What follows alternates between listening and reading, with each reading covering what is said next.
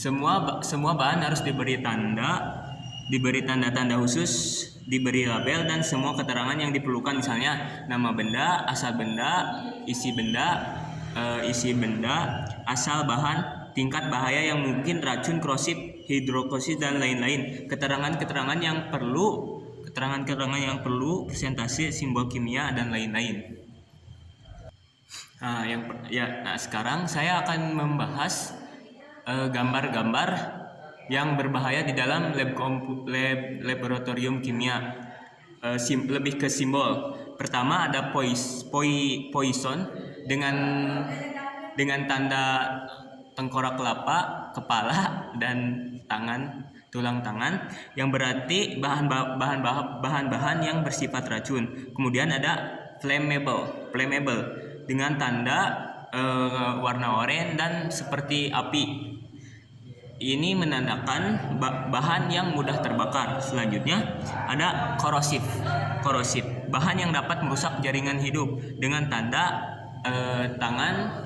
Kemudian ada cairan-cairan yang menetes.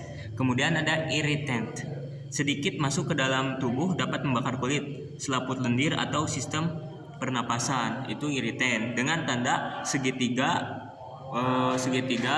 warna kuning. Kemudian ada tanda silang.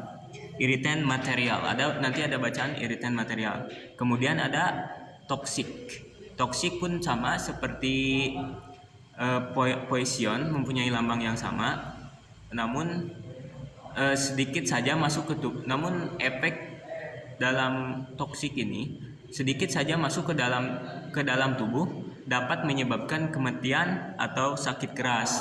Dilambangkan dengan tengkorak dengan tengkorak kepala dan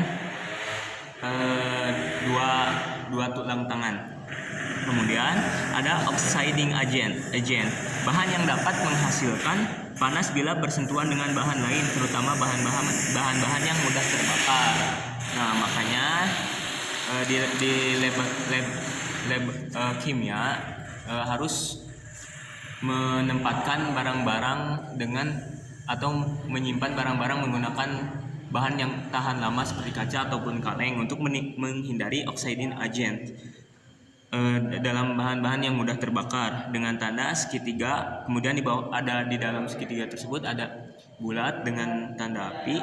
Kemudian di bawahnya ada warning oxidizing agents. Yang selanjutnya ada explosion risk atau explosive, bahan yang mudah meledak bila kena panas, api, atau sensitif terhadap gesekan atau goncangan. Itu eksplosif dengan tanda segitiga. Kemudian ada tanda seperti bom yang meledak, itu namanya explosion risk.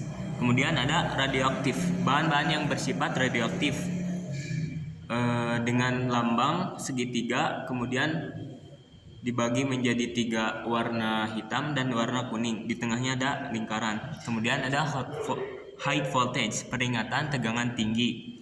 Mungkin ini seperti listrik atau itu ya.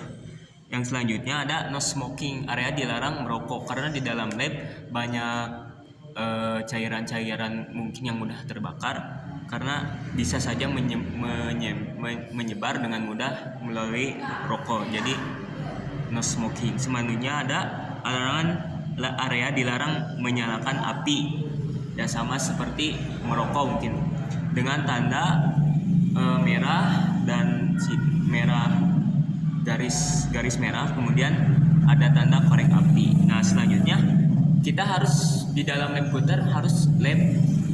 kimia, kita harus menyediakan tong sampah. Setiap harus memiliki tempat sampah yang khusus. Sampah cair tidak dibuang ke saluran air, di saluran air hujan atau saluran septic tank.